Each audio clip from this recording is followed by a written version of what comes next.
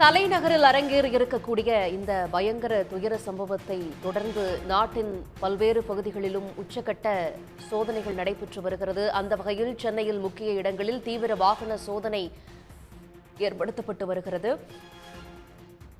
விவரங்களோடு நமது செய்தியாளர் செந்தில் இணைகிறார். செந்தில், சென்னையை பொறுத்தவரைக்கும் எங்கெல்லாம் இதுபோல பயங்கர பாதுகாப்பு பலப்படுத்தப்பட்டிருக்கு, வாகன சோதனைகள்லாம் எங்கெங்கெல்லாம் நடைபெற்று இருக்கு? டெல்லி செங்கோட்டை அருகே கார் குண்டு வெடித்து 10 பேர் பலியான சம்பவம் எதிரொலியாக மாநிலம் முழுவதும் தீவிர பாதுகாப்பு ஏற்பாடுகள் மேற்கொள்ளப்பட்டு வருகின்றன. தீவிர வாகன தணிக்கை, குறிப்பாக மாநில எல்லையோரங்கள் தமிழ்நாடு, கர்நாடகா, தமிழ்நாடு, கேரளா, தமிழ்நாடு, ஆந்திரா எல்லையோர பகுதிகளில் உள்ள சோதனை சாவடிகளில் தீவிர வாகன தணிக்கையானது நடைபெறுகிறது. இது மட்டுமின்றி மாநிலத்தின் உள்பகுதிகளில் உள்ள வாகன சோதனை சாவடிகளிலும் தீவிர வாகன தணிக்கை நடைபெற்று வருகிறது.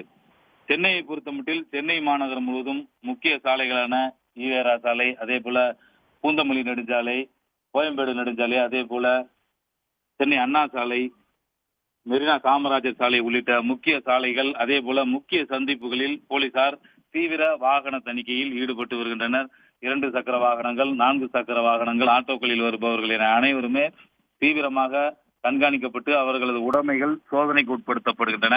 அதே போல சென்னை நகரில் உள்ள முக்கியமான இடங்களில் உள்ள லாட்ஜ்கள், குறிப்பாக திருவல்லிக்கேணி, பெரியமேடு பகுதியில் உள்ள லாட்ஜ்கள், மண்ணடி பகுதியில் உள்ள லாட்ஜ்கள் தீவிர சோதனைக்கு உட்படுத்தப்பட்டு வருகின்றன.